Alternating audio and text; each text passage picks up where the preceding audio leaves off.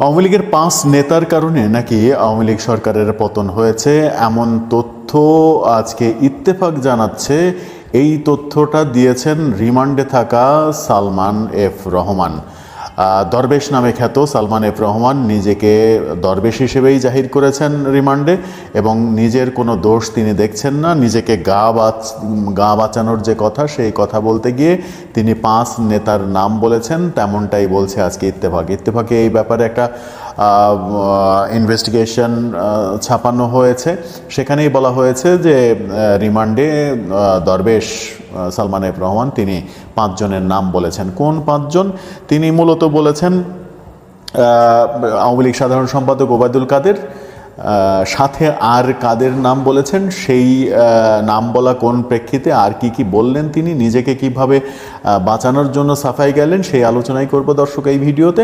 থাকবেন পলিটিক্স টিভির নিয়মিত আয়োজনে।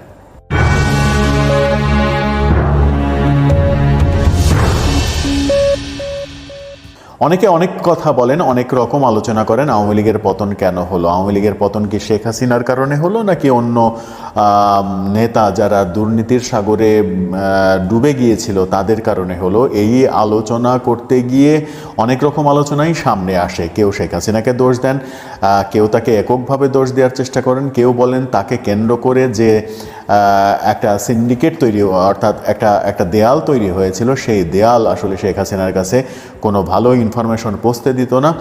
সেই দেয়ালের অন্যতম বড় স্তম্ভ হিসেবে যাকে ভাবা হতো সালমান এফ রহমান, সেই সালমান এফ রহমানই রিমান্ডে নিজেকে বাঁচিয়ে অন্য 5 নেতার নাম বলেছেন। ইত্তেফাক সেরকম একটা খবর আজকে ছাপিয়েছে। ইত্তেফাক বলছে আওয়ামী লীগের 5 নেতার জন্য কোটা সংস্কার আন্দোলনকে কেন্দ্র করে দেশে ভয়াবহ পরিস্থিতি হয়েছিল বলে জানিয়েছেন সাবেক প্রধানমন্ত্রী শেখ হাসিনার বেসরকারি শিল্প ও বিনিয়োগ বিষয়ক উপদেষ্টা সালমান এফ রহমান। গ্রেপ্তারের পর রিমান্ডে তিনি এই স্বীকারোক্তি দিয়েছেন বলে ডিবি সূত্র ইত্তেফাককে নিশ্চিত করেছে। ওই 5 নেতা হলেন আওয়ামী লীগের সাধারণ সম্পাদক সড়ক এবং সেতুমন্ত্রী ওবায়দুল কাদের, সাবেক স্বরাষ্ট্রমন্ত্রী আসাদুজ্জামান খান কামাল, সাবেক মন্ত্রী পাট ও বস্ত্রমন্ত্রী জাহাঙ্গীর কবির নানক, সাবেক তথ্য প্রযুক্তি মন্ত্রী জুনায়েদ আহমেদ পলক এবং সাবেক তথ্য প্রতিমন্ত্রী মোহাম্মদ আলী আরাফাত। এই 5 জনের নাম বলেছেন। অনেক বাঘা নাম বলেননি, নিজেকে বাঁচিয়েছেন তিনি। নিজেকে বাঁচিয়ে তথ্য প্রতিমন্ত্রী আরাফাতে রহমানের নামও অন্তর্ভুক্ত করেছেন, জাহাঙ্গীর কবির নানকের নাম অন্তর্ভুক্ত করেছেন। যে কথাগুলো এর আগে আলোচিত হয়েছে যে যাদের কারণে মূলত আওয়ামী লীগ সরকার ডুবেছে, তার অন্যতম কারিগর হচ্ছে সালমান এফ রহমান, ওবায়দুল কাদের, স্বরাষ্ট্রমন্ত্রী আসাদুজ্জামান খান কামাল, জুনায়েদ আহমেদ পলক, নসরুল আহমেদ বিপু, জুনায়েদ আহমেদ পলক, নসরুল আহমেদ বিপু এবং শাহরিয়ার আলমকে কেন্দ্র করে যে 3 প্রতিমন্ত্রীর গ্যাং, এই সব আলোচনাই সবচেয়ে বেশি হতো। কিন্তু এবার সালমান এফ রহমান নতুন সুরে গান গাইলেন।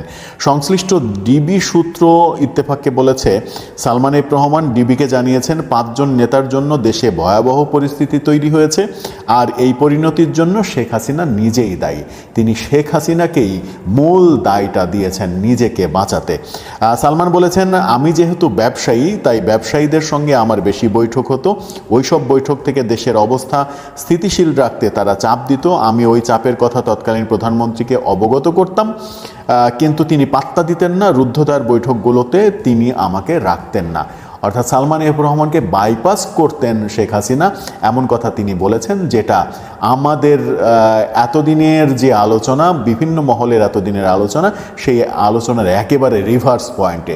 এতদিনের আলোচনা, মূল আলোচনায় ছিল সালমান এফ রহমানই শেখ হাসিনাকে যে কয়জন ডুবিয়েছেন, তার মধ্যে সালমান এফ রহমান এই দরবেশি অন্যতম প্রধান, মানে 1 নাম্বার মানুষ।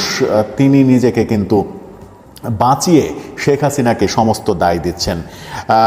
তিনি কারফিউ ঘোষণার দিন ওবায়দুল কাদেরের দেখামাত্র গুলির নির্দেশ, এই বিষয়ে প্রশ্ন করা হলে বলেছেন, আইনগতভাবে এটা বলার সুযোগ নেই। তিনি কেন এ ধরনের কথা বলেছেন তার ব্যাখ্যা তিনি নিজেই দিতে পারবেন। যুক্তরাষ্ট্র কানেকশনের বিষয়ে জানতে চাইলে তিনি ডিবিকে বলেছেন, যুক্তরাষ্ট্রের সঙ্গে আমার কোনো বিশেষ কানেকশন ছিল না। তারা আমাদের দেশে অনেক বিনিয়োগ করেছে, কিন্তু টাকা নিতে পারছিল না। এ কারণে তারা মাঝে মধ্যে আমাকে আমাকে নক করত। যুক্তরাষ্ট্রের লোকজন কেন বারবার এসে আপনার সঙ্গে বৈঠক করত জানতে চাইলে সালমান এফ রহমান ডিবিকে জানিয়েছে, বৈঠকগুলো মূলত অর্থনৈতিক বিষয়ের বৈঠক। ডলার সংকট সহ নানা কারণে যুক্তরাষ্ট্রের বিনিয়োগকারীদের মুনাফা দিতে পারছিলাম না, তাদের সঙ্গে রাজনৈতিক বিষয় নিয়ে আমি কোনো কথা বলতাম না। 5 আগস্ট আওয়ামী লীগ সরকারের পতনের পর একের পর এক আওয়ামী লীগ নেতা, সাবেক মন্ত্রী, প্রতিমন্ত্রী, আইন শৃঙ্খলা বাহিনীর সাবেক কর্মকর্তারা গ্রেপ্তার হন। বিভিন্ন মামলায় ডিবি হেফাজতে রিমান্ড শেষে ইতিমধ্যেই এই সালমান এফ রহমানকে কারাগারে পাঠানো হয়েছে।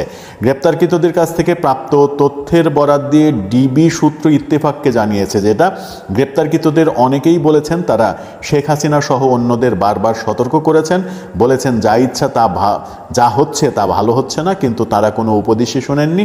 শেখ হাসিনা ছিলেন একরোখা। ডিবি জানাচ্ছে জুনায়েদ আহমেদ পলকের বিরুদ্ধে অন্যরা যেসব অভিযোগ তুলেছেন সেসব ডিবি হেফাজতেই অস্বীকার করেছেন পলক ডিবিকে যেটা জানিয়েছেন, ইত্তেফাক বলছে সেটা হচ্ছে অবস্থা বেগতিক দেখে তিনি পদত্যাগ করতে চেয়েছিলেন। শেখ হাসিনা সহ অন্য নেতারা তাকে পদত্যাগ করতে দেননি। আওয়ামী লীগ নেতা জাহাঙ্গীর কবির নানক তাকে গালাগালি করেছেন, বলেছেন এই মুহূর্তে মন্ত্রিসভার কেউ পদত্যাগ করলে সরকারের ওপর চাপ বাড়বে। ওবায়দুল কাদের তাকে শারীরিকভাবে লাঞ্ছিত করেছেন। শেখ হাসিনার সামনে পলককে অপমান করা হলেও তিনি কোনো ভূমিকা নেননি, উল্টো তার অবস্থান ছিল নানক কাদেরদের পক্ষেই, এমনটাই পলক জানিয়েছেন। অর্থাৎ পলক শেষ দিকে এসে 3 অথবা 4 তারিখে পদত্যাগ করতে চেয়েছেন এবং আমাদের জানা বিভিন্ন তথ্য সূত্র বলছে পলক ওই দিনই স্ত্রী সন্তান সহ দেশের বাইরে চলে যেতে চেয়েছেন। টিকিট কাটা ছিল, তিনি পদত্যাগপত্রটা দিয়ে পদত্যাগ করে স্ত্রী সন্তান নিয়ে চলে যেতে চেয়েছিলেন, কিন্তু তার পদত্যাগপত্র গ্রহণ না করায় তিনি স্ত্রী সন্তানকে পাঠিয়ে দিয়ে নিজে আর যেতে পারেননি। কিন্তু 5 আগস্টের পরে যখন যেতে লেগেছেন তখন বিমানবন্দরে আটক হয়েছেন। সালমান এফ রহমান যে কথাটা বললেন সেই কথাটা কি আপনার বিশ্বাসযোগ্য মনে হয় যে সালমান এফ রহমান নির্দোষ, তার কোনো দোষ নেই? তিনি বাদ দিয়ে যে 5 জন নেতার নাম বলেছেন সেই 5 জন নেতা এবং শেখ হাসিনাই এই সরকারের পতনের জন্য দায়ী, সালমান এফ রহমানের কোনো ভূমিকা নেই। সালমান এফ রহমান অর্থনৈতিকভাবে যেভাবে লাভবান হয়েছেন, ব্যবসায়িকভাবে যেভাবে লাভবান হয়েছেন, লাভ করেছেন এবং নানাভাবে টাকা বিভিন্ন জায়গা থেকে নিয়েছেন, তাতে অনেকেই বলেন যে আওয়ামী লীগ সরকারের পতনের অন্যতম মহানায়ক হচ্ছে সালমান এফ রহমান, কিন্তু তিনি নিজেকে বাঁচাতে ডিবি হেফাজতে বরং কম গুরুত্বপূর্ণ আরাফাতে রহমান, জাহাঙ্গীর কবির নানক এদের নাম বলে নিজেকে বাঁচানোর চেষ্টা করলেন। শেখ হাসিনাকে সম্পূর্ণ দোষ দিলেন। শেখ হাসিনার দোষ, যে শেখ হাসিনার জন্য এত কিছু করেছেন তিনি নিজেকে বাঁচাতে শেখ হাসিনার দায় পুরোটাই চাপিয়ে দিলেন।